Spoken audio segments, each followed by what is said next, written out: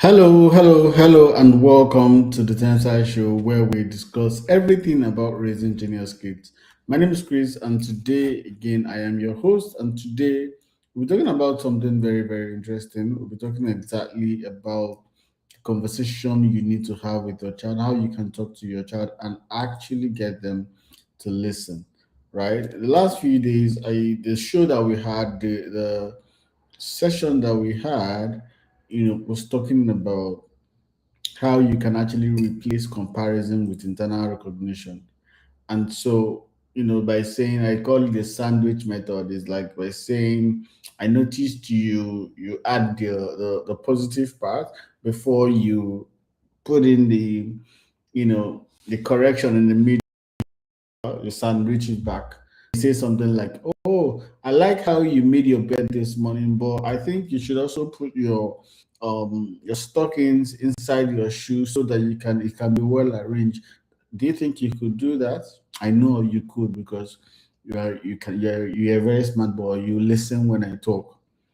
You see how like you're able to take the the lesson you want to pass, which is taking the stockings in and put it in the shoe.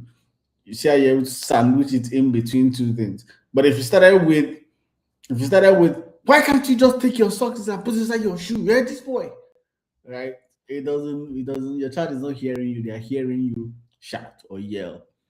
Okay. And a parent actually said that she caught herself trying to do the normal reaction thing, and she replaced it with this sandwich method. And her daughter looked up at her with, what? And so that's what we're doing here. That's why this matters. We're rebuilding one day at a time, one day at a time. And so for today, let's talk about something very important. And so let's say, when was the last time you sat down with your child and had a conversation that was not about maybe school, or maybe chores or their behavior? Not how was school, not did you do your homework, no, why did you do that? An actual conversation about them, about who they are, about how they feel, about what they think. When was the last time you had that kind of conversation with your child? When? When was the last time? For most people, it's never, right? For most people, it's never. And so there's a conversation that most parents they never have with their children. It's the fact where like we don't see these children as people. We see them as projects that we have to mold, that we have to look after, that we have to make sure that they do what they're supposed to do properly, right? And so it's very interesting how they go through life never really going or knowing these things, or never really feeling like it's important to be asked this kind of questions. But tonight I'm going to tell you what these questions are, and I'm also going to implore you to do it, to ask it. Sometimes the answers to this question will actually shock you.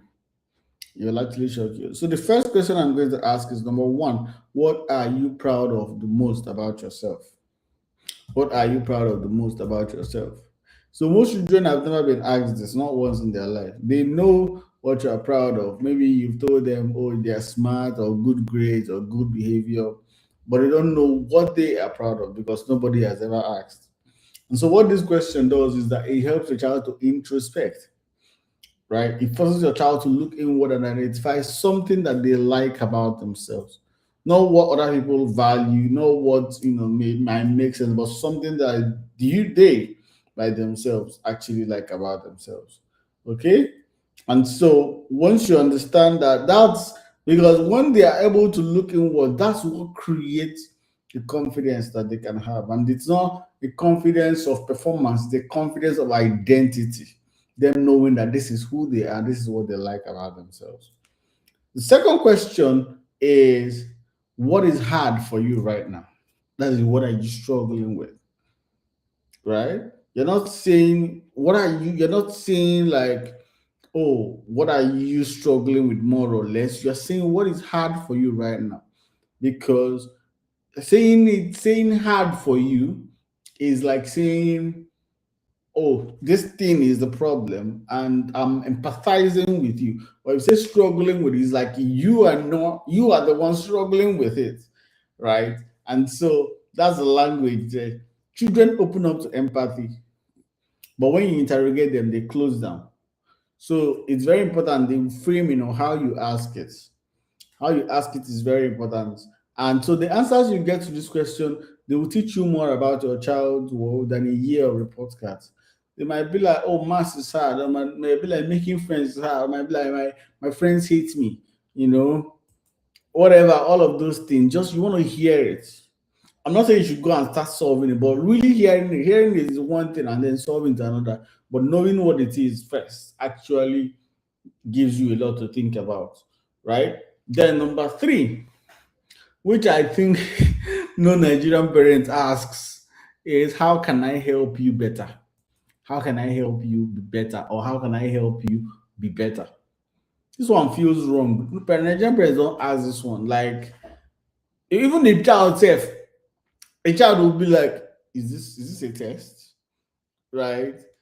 But like when you're able to get through and get to your child to actually like pay attention, then it's one of the most honest answers that you will ever get because the child might be willing to go vulnerable with you at that time. So they might go very brutally honest. But no children, that's definitely what they'll do. Might be like, I don't like it when you shout at me, or you don't spend time with me, or stop comparing me to my brother. Whatever it is, that is good. It might sting you, but that's the roadmap to a better relationship. And so at the end of the day, as a parent, you have to know that a lot of times it's the things that you do, your child is a person. Your child is a person and they have feelings. And so I know that many of you right now, you're already like saying, la, I know if you ask this kind of question, but really, you really should. You really should. Don't be terrified about it because I know that the answer might be hard to bear, but the hard truths from someone who loves you, they are better than comfortable lies from someone who doesn't. And the most important thing is that if you can, just by asking this question, you are teaching your child that you want to be better. It's a lot better than your children growing up to feel that you are the kind of parent who did not care about how they, because they will grow to become adults. They'll grow to become adults, and so you really don't want them to grow with the mindset that you don't really care about them that much. And so I think it's going to make a world of difference when they know that excuse me, when they know that you actually really really care about them. And so have this conversation tonight. You can mix it up, all three questions. Don't rush through them. Can even ask them one day apart just to make sure that you get something. Okay. And then when you get that, I want you to like, don't defend yourself or don't start justifying your behavior. Right? Don't say thank you, don't justify, just say, oh, thank you, I've noticed this. Right? The fact when you say that, they're going to be like, but where is your response? Right? And they'll be shocked that there's none. Right? So since we're trying to become better parents here, we're gonna have to do a lot of unconventional stuff, and that is why nobody else is doing this, but you are, because you're an intentional parent. And so, if you have other intentional parents who or people who you know who might also want to try this, who want to build that bond with their kids, then share this episode with them. Thank you for staying to the end, and if this helped you, I know that you're definitely going to like the next one. I'll see you on the next one.